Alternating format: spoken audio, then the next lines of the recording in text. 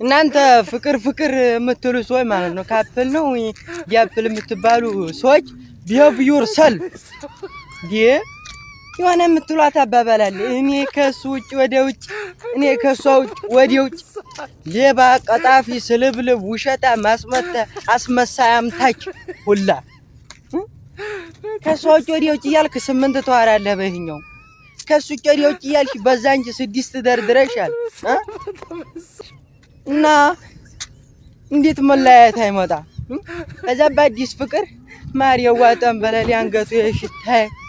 ምናምን ትባባላላችሁ ቆይት ብሎ እግጃንቺ እግሪ አንተ ትባባላችሁ ትለያያላችሁ ከዛ በኋላ